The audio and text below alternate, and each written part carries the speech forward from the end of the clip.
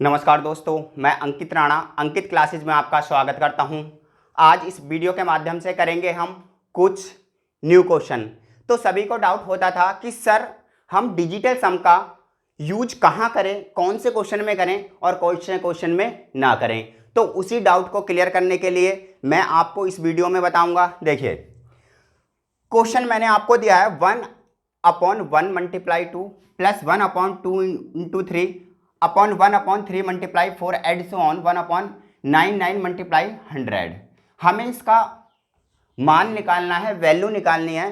तो इस क्वेश्चन में आप डिजिटल सम का प्रयोग ना करें, वो बेटर है। तो फिर जब डिजिटल सम से इस क्वेश्चन को ना करेंगे तो फिर कौन से मेथड से करेंगे, चलिए देखिए। आपके समझ में आ रहा है 1 2, यानी 1 और 2 के बीच में अंतर कितना है भैया, 1 का। समझ में आई बात। 2 और 3 के बीच में अंतर कितना है, 1 का। 3 और 4 के बीच में अंतर कितने का, 1 का। ऐसे यहां पर आप चेक करेंगे 99 और 100 के बीच में अंतर कितने का, 1 का। तो कहने का मतलब है, अगर आपको ऐसा सवाल कहीं भी मिल जाए तो आप वहां देखेंगे कि इन पदों के बीच में 1 का अंतर है या नहीं। यदि अंतर है तो ये वाली ट्रिक इसमें काम आएगी। देखिए, तो ये ट्रिक क्या है, फर्स्ट टर्म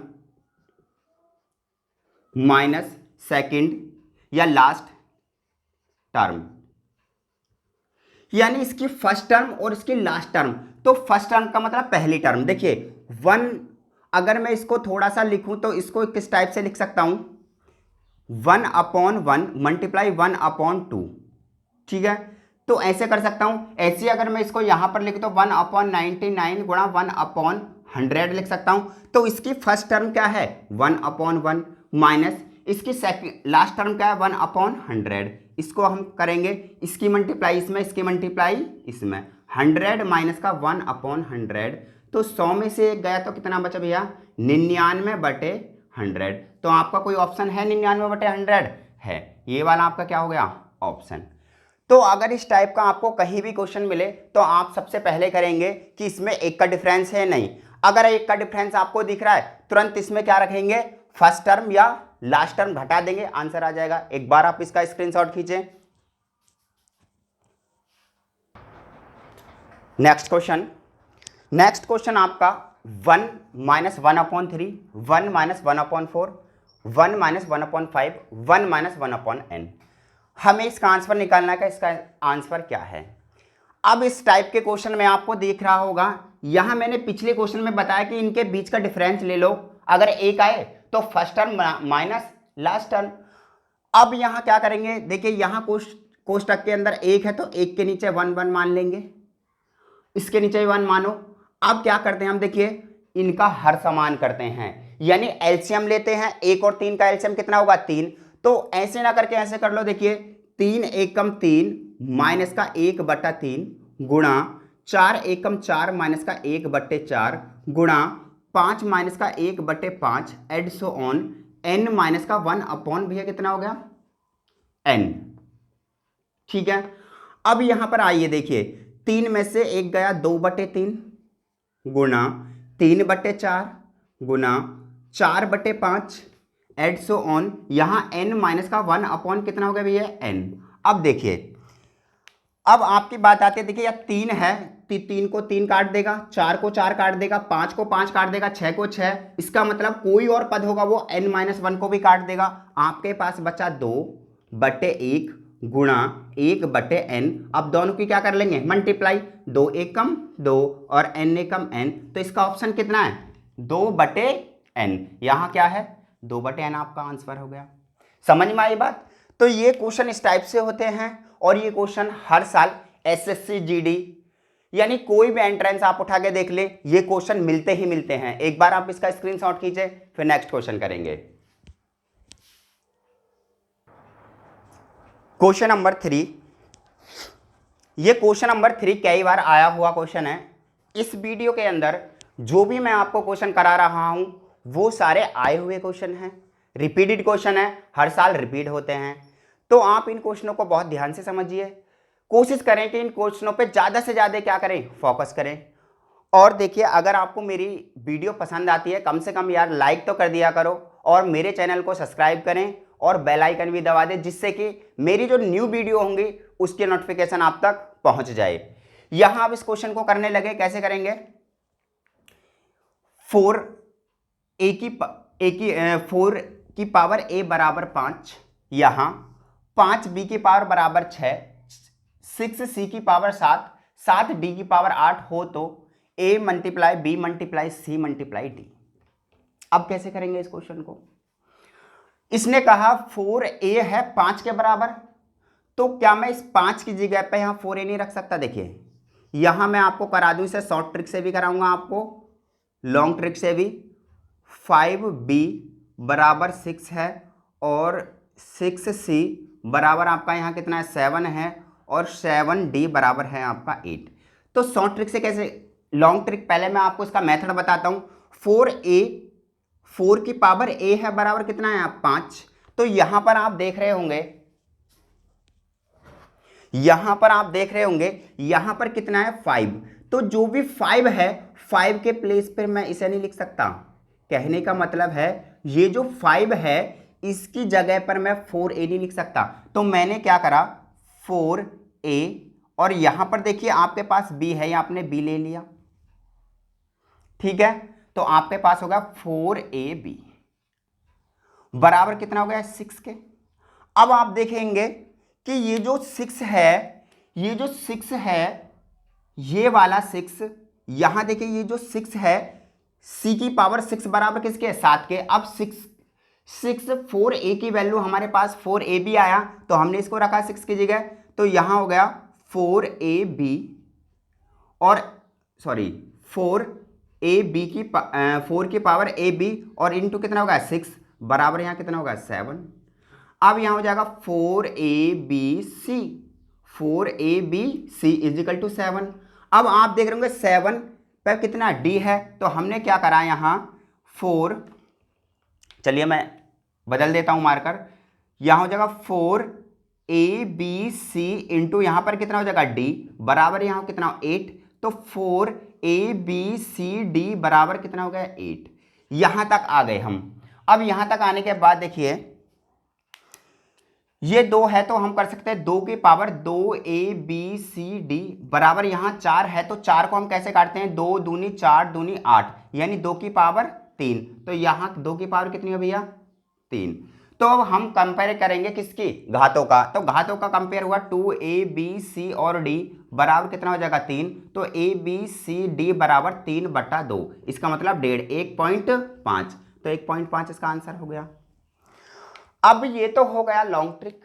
अब हमें अगर हम इस चीज को करने लगे तो भैया ये मजदूरी है, इससे तो मुझे क्वेश्चन को करना ही नहीं है। तो अब हम क्या करेंगे, इसकी शॉर्ट ट्रिक क्या होगी? चलिए पहले मैंने आपको इसका मेथड बताया, अब बताता हूं आपको इसकी शॉर्ट ट्रिक। इसकी शॉर्ट ट्रिक क्या है? देखिए अगर यहां 4a स्टार्टिंग वाला पॉइंट यानी स्टार्टिंग वाला नंबर जो भी है, आपको ये 100% मिलेगा कि लास्ट वाला जो नंबर होगा उसका मल्टीपल होगा, यानी 4 वाला जो पहला वाला जो पद होगा उसका मल्टीपल 100% होगा। देखिए 4 का मल्टीपल है यानी 8 है, तो हम सबको मल्टीप्लाई करेंगे 4abcd बराबर c और ये कितना हो गया d 8 हो गया। यहां पर सीधा सीधा 2, अब देखिए 2 दूनी कितने हो गए 4, तो हम कर सकते हैं 2 की पावर 2 इंटू abcd बराबर 2 की पावर कितना हो गया 3, यहां हो जाएगा 2 की पावर 2abc और d बराबर भैया 2 की पावर 3।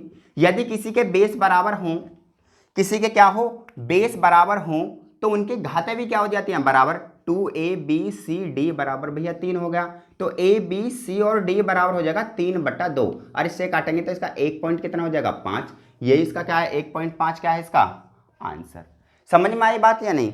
तो चीजों को आप सीखेंगे जब ही आप उसको शॉर्ट ट्रिक में कन्वर्ट करेंगे। जैसे मैंने इसको सीखा तो मैंने शॉर्ट ट्रिक में मार दिया। अगर आप चीजों को सीखेंगे नहीं तो कभी भी आप शॉर्ट ट्रिक में नहीं जा सकते। तो पहले चीजों को सीखें, उसके बाद शॉर्ट ट्रिक को अप्लाई करें। एक बार आप इसका स्क्रीनशॉट कीजिए। देखिए क्वेश्चन नंबर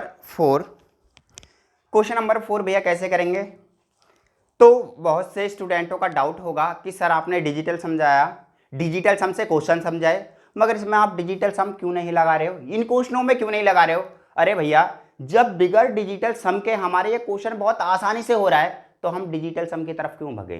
तो जिन क्वेश्चनों को मैं आपको बता रहा हूं कि इसमें डिजिटल सम नहीं लगाना है तो उसमें ना लगाएं तो ही अच्छा है। जिसमें कैलकुलेशन ज्यादा हो उसमें 100% डिजिटल सम लगाएं। जैसे इसमें कैलकुलेशन कुछ भी नहीं है, देखिए किसी संख्या को 136 से भाग देने पर शेषफल 36 प्राप्त होता है, उसी संख्या को यदि 17 से भाग दें तो शेषफल क्या प्राप्त होगा। इसका सॉल्यूशन क्या है।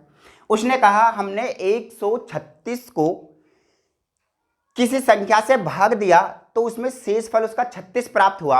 अब वो कह रहा अगर मैं 17 से उसी संख्या को भाग दूं तो कितना शेष बचेगा। तो इसमें आपको कुछ नहीं करना है, जो शेषफल है उसको ले लेंगे, 17 से ही शेषफल को कर देंगे क्या, डिवाइड। 17 दूनी 34, यहां आपका बचा कितना, 2, कितना बचा 2, तो यही क्या है आपका आंसर। अब आप बेमतलब की बातों में लगे रहें कि मैं तो इसका डिजिटल सम से ही कार्य करूंगा, तो भैया यहाँ जो 10 सेकंड में क्वेश्चन हुआ है ना, तो वहां आप क्वेश्चन करेंगे 1 या 1.5 मिनट में।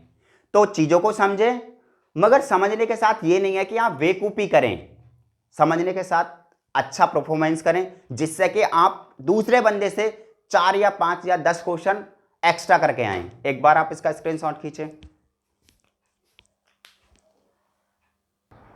चलिए क्वेश्चन आ जाता है एक, ये टिक मार का क्वेश्चन है सिंपल ही, मगर इसे बच्चे बहुत गलत करते हैं। मोस्ट क्वेश्चन है, इसको बच्चे ज़्यादातर गलत करते हैं। उस गलत का रीजन क्या है, आधा अधूरा ज्ञान।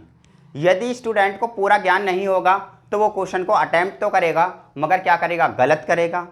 और जिसको ज्ञान होगा वो पूरे कंप्लीट करेगा इस क्वेश्चन को। देखिए सबसे छोटी अभाज्य संख्या क्या है।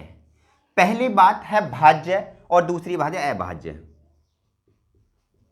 देखिए भाज्य संख्या वे होती हैं, मैं आपको बताऊं, भाज्य संख्या वे होती हैं जो किससे कटे, एक से भी कटे और अपने आप से भी कटे और अदर से भी कटे। ठीक है, एक से तो हर संख्या कटेगी क्योंकि एक सभी के मल्टीपल में होता है, तो एक से कटे, अपने आप से कटे और सभी से भी कट जाएं, कुछ और भी इसके क्या हों। तो कहने का मतलब है भाज्य संख्याएं वे होंगी जैसे यहां आप ले लो 9, 10, 12 एड्स ऑन, कुछ और भी हो सकता है। ये क्या है आपकी भाज्य संख्याएं। अब बात आती है अभाज्य संख्याएं। अभाज्य संख्या, अभाज्य संख्या का मतलब क्या होता है, वे संख्याएं जो एक से कटें और अपने आप से कटें, उन्हें क्या कहते हैं, अभाज्य संख्याएं। अब इसमें यह कह रहा है कि सबसे छोटी अभाज्य संख्या क्या है। दिमाग में आया कि 0 भी हो सकती है अभाज्य संख्या, यू 0 से ही तो कट रही है और 1 से कट रही है। अरे भैया अभाज्य संख्या का मतलब है 1 से कटनी चाहिए, तो हम 1 को भी ना तो 0 को अभाज्य मानते हैं ना 1 को अभाज्य मानते हैं। तो हमारे पास ऑप्शन में क्या है, सबसे छोटी अभाज्य संख्या 2, क्योंकि 2 1 से भी कटेगी और 2 से भी कटेगी। पहला तो क्वेश्चन ये है आपका। सेकंड क्वेश्चन मैंने जानबूझ के दिया है आपको, बहुत बार ये रिपीट हुआ है क्वेश्चन कि सबसे छोटी सम अभाज्य संख्या। अब तुम कंफ्यूज हो गए कि यार सम संख्याएं जो होती हैं वो 2 से कट जाती हैं, तो यार वो अभाज्य कैसे हुई। भाई अपने माइंड पे जोर लगाओ कि मैंने कहा कि वे संख्याएं जो 1 से कटें और अपने आप से कटें उन्हें हम क्या करें, अभाज्य संख्याएं। तो 2 एक ऐसी संख्या है, सम भी है, 2 एक ऐसी सम संख्या है जो 1 से भी कट रही है और अपने आप से भी कट रही है, तो इसलिए क्या है, अभाज्य संख्या है। समझ में आई बात। तो चीजों को आप गहन अध्ययन से समझें, गहराई से समझें। और यदि कोई बंदा ऐसा हो जो मेरे इस वीडियो को फर्स्ट टाइम वॉच कर रहा है, तो मैं आपको बता दूं कि मैंने पीछे प्लेलिस्ट में जाके डिजिटल सम पे वर्क किया है और डिजिटल सम की 5 वीडियो डाली हैं, प्लीज़ जाकर उन्हें देखें, आपको बहुत उसका प्रॉफिट मिलेगा। यदि आपको मेरी वीडियो पसंद आती है लाइक करें, शेयर करें और ज़्यादा से ज़्यादा मुझे सपोर्ट करें। Thank you very much.